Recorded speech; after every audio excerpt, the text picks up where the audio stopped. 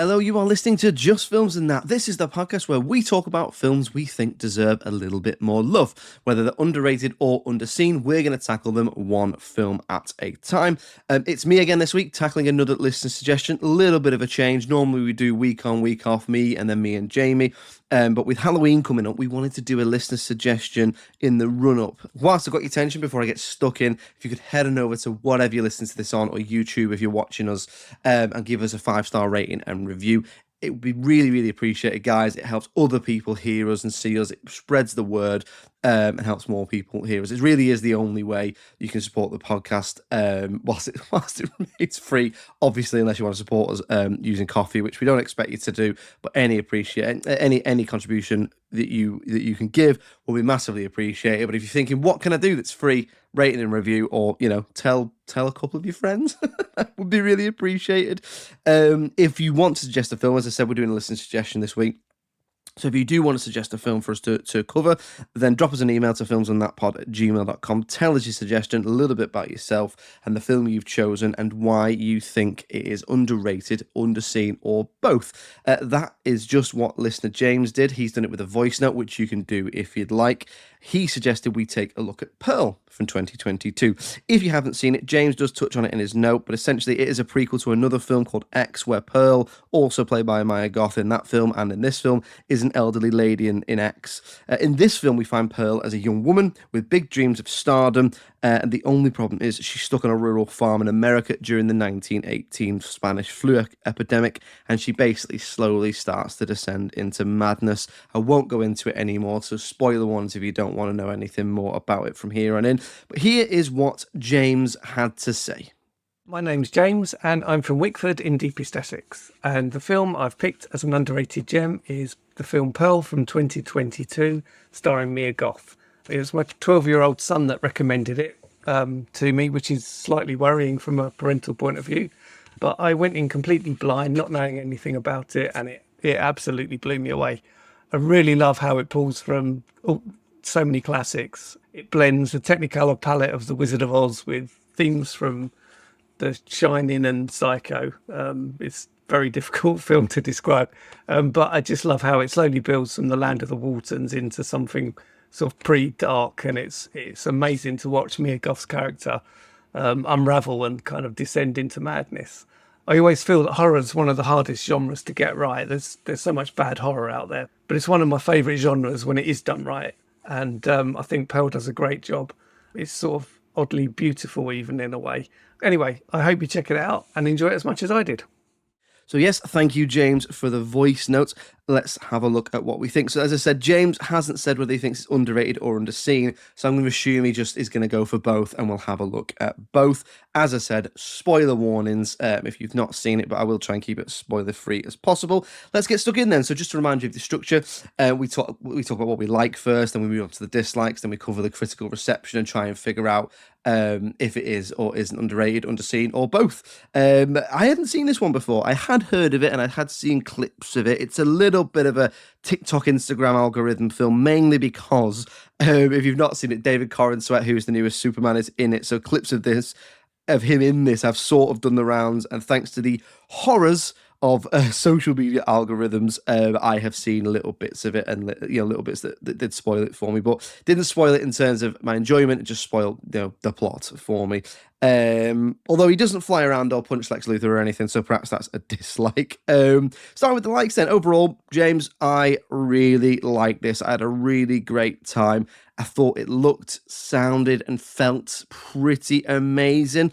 As James says in his notes, it has a really distinct feel. You can see references to other films woven throughout this film. Definitely saw things like Wizard of Oz and Psycho, which James touched on in his notes, but there are touches of other things as well, like other Hitchcock films, Texas Chainsaw Massacre, even touches of things like Gone with the Wind and things like that. In terms of, I think it's probably a lot of it is to do with the framing, the use of color and lighting to indicate character states throughout the story. Really, it has got a real B movie feel to it, with things like its use of font, at the beginning. Very B movie feels almost like a bit Ed Wood. in a way, but it's also got that B movie versus polished aesthetic thing as well. So it really unsettles and discombobulates you and creates a real sense of unease.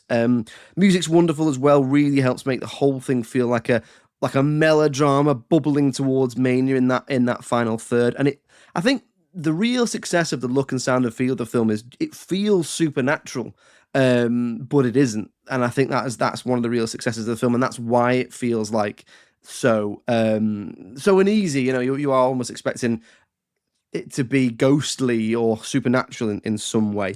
The acting is superb in this as well. I'll come back to Mia Goth, but the supporting cast are brilliant. As I say, David Corenswet's in this, who I've only seen in Superman, and he's great in this. But then there's all, obviously he's really well known now. He doesn't really need the props that I'm going to give him. But people who are less well known, you've got Tandy Wright, who plays Ruth, Pearl's mother, and Emma Jenkins Puro, who plays Mitzi, who's her sister-in-law or cousin. I can't remember, but they are both excellent in this. I'd love to see them in more stuff because they're brilliant in this. Really, really emotive in terms of whether you like or dislike them. They're both there for different reasons, but they're brilliant. Back to Mia Goth then. There's a lot on her shoulders in this film, there really is, but she completely owns the role and the screen when she's on it, which is most of the time because she is in most shots. She's in every scene, but most shots.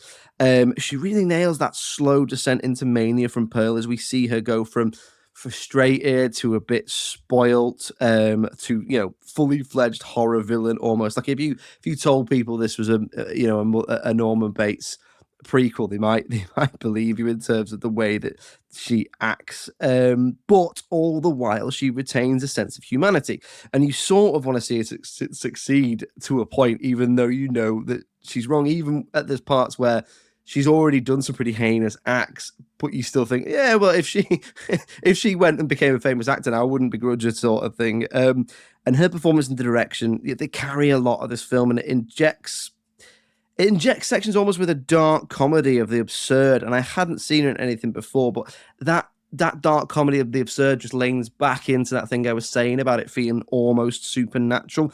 As I say, I hadn't seen her in anything before, I don't think, but I know she's got a huge career ahead of her. Can't wait to see what she does next, because I know she's certainly in Guillermo del Toro's Frankenstein, which is coming up, so I can't wait to see what she does in that. Finally, on the likes, for me, genre-wise, I've said it before, I'm not a massive horror fan, but this, for me, as James said in his note, I really agree with him. There's so much bad horror out there, and I think that's one of my issues with the genre is I've seen so much predictable bad horror. Horror and comedy are the two things where they're hard. They can be hard to get right, but when they're right, they're some of the most pleasant cinema film viewing experiences that you'll come across. And this for me is horror done well. It is an absolute masterclass. In show don't tell. It's not over reliant on shocks, gimmicks, or gore. It's a slow build up to that mania, and the whole thing does leave you, as I said, with that unease that you almost can't put your finger on what's wrong, what's happening. It's that have I left the iron on thought sort of thing until the final minutes when the true madness and horror of Pearl's behaviour becomes apparent. Moving on to any dislikes, then. Look, there isn't really any. I really was trying to be balanced. The two I can think of are, one, this is obviously influenced by the COVID-19 pandemic. So what I've read is that they made the first one, or they were somewhere, and lockdown happened, and they decided in lockdown to write and make this prequel, which is fine. There was a great deal of innovation that came out of that pandemic in terms of entertainment, and how to keep that going and things like that, and that's absolutely fine. I've not got an issue with that. But the influence of the pandemic is clear based on the choices, the sort of narrative choices they've made in this.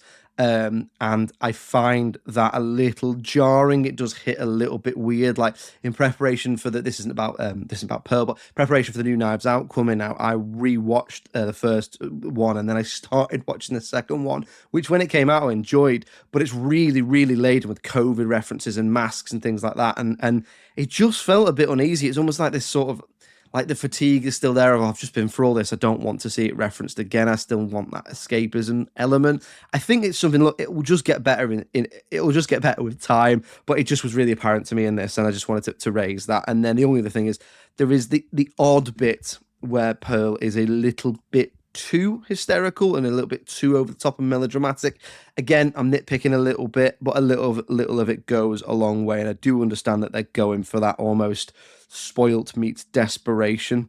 It's a mixture of the sort of writing direction, the performance. Really, it's not one thing. It didn't ruin it for me. It was just something I wanted to raise. Critical reception then. So as I said, we're not sure if James meant it was underrated or underseen, so we're going to assume it could be both. Just to remind you of the structure then, looking at the scores. We do the IMDb, the Rotten Tomatoes, both of them, the audience and the critics, then we average them out. The IMDb, at the time of recording, gives it 7 out of 10.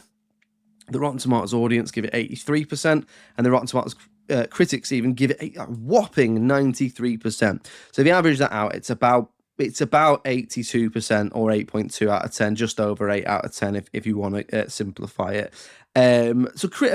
Critically, I would say that's pretty bang on in a good way. I think it is deserved of just over 8 out of 10. I imagine some people may disagree with me because some people may think, even James himself may be thinking, no, this is a 9, 10 out of 10 film. But I think it's really, really well made, really, really enjoyed it. And I think 8 out of 10 or just over that is fair. Box office wise, from what I could see, it made just over $10 million worldwide, which obviously is a little bit skewed by the pandemic.